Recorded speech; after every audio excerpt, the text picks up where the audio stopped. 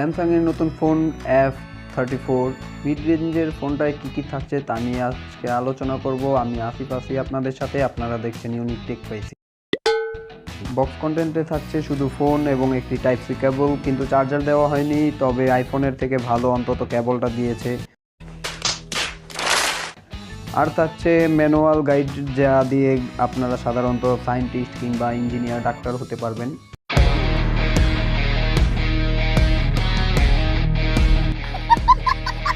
এর ডিজাইনের ব্যাপারে বলতে গেলে প্রায় S23 FE এর মতোই দেখা যায়। এখানে রয়েছে মেটাল বডি এবং দুঃখের ব্যাপার হচ্ছে এটিতে ফিঙ্গারপ্রিন্ট বসে যায়। ডান সাইডে রয়েছে ভলিউম ও পাওয়ার বাটন, নিচে রয়েছে speaker grille, type C cable এবং 3.5 mm হেডফোন জ্যাকটিও কিন্তু পেয়ে যাচ্ছেন। এবং রয়েছে একটি মাইক্রোফোনের জন্য ছোট্ট একটা ফুটো। অ্যান্ড এটার পাওয়ার বাটনেই কিন্তু থাকছে ফিঙ্গারপ্রিন্ট সেন্সর, যা খুব ফাস্ট অ্যান্ড অ্যাকুরেট। আর এটার সবচেয়ে খারাপ দিক হচ্ছে ওয়াটার ড্রপ নচ। এটাতে ব্যবহার করা হয়েছে 6.5 ইঞ্চের super AMOLED panel, 120 hertz refresh rate এবং 1000 নিটসের মতো ব্রাইটনেস, যেটা কিনা আপনাকে প্রপার লাইটও মোটামুটি লেভেলের আপনাকে আলো দিবে।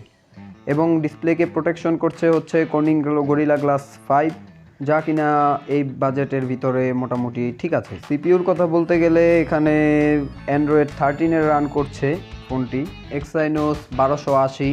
এর স্টোরেজ হিসেবে থাকছে 6128 ও 8128 জিবির ভ্যারিয়েন্টে। তবে এর প্রসেসরটিকে আপনি মিডিয়াটেকের ডাইমেনসিটি 920-এর সাথে তুলনা করতে পারেন।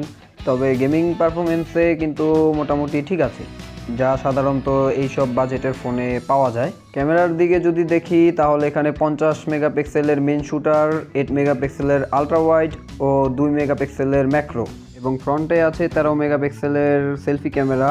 আর স্যামসাংয়ের ক্যামেরার ব্যাপারে আসলে তেমন কিছু বলার থাকে না, যেহেতু মিড রেঞ্জের ফোন সেই হিসাবে এটা ঠিক আছে। এবং এই ফোনটি দিয়ে 4K 30 FPS এর ভিডিও রেকর্ড করতে পারবেন। আর এটার ব্যাটারি, তবে চার্জার না থাকলেও এটাতে রয়েছে 6000 মিলিঅ্যাম্পিয়ারের ব্যাটারি।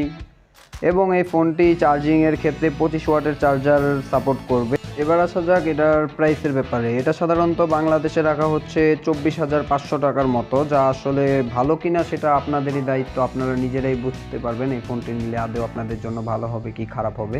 তবে আমরা নেক্সট ভিডিওতে 10 থেকে 15,000-এর মধ্যে সেরা 5টি স্মার্টফোন নিয়ে আপনাদের সাথে আলোচনা করব। তো অবশ্যই আমাদের চ্যানেলটিকে সাবস্ক্রাইব করে দিবেন, কারণ আপনারা দেখতেই পারছেন যে আমাদের সাবস্ক্রাইবারের সংখ্যা কিন্তু খুবই কম। আপনারা ভিউ করেন বাট আপনারা সাবস্ক্রাইব করেন না। তো অবশ্যই অনুগ্রহ করে আপনারা চ্যানেলটিকে সাবস্ক্রাইব করে এবং পাশেই থাকবেন। ধন্যবাদ।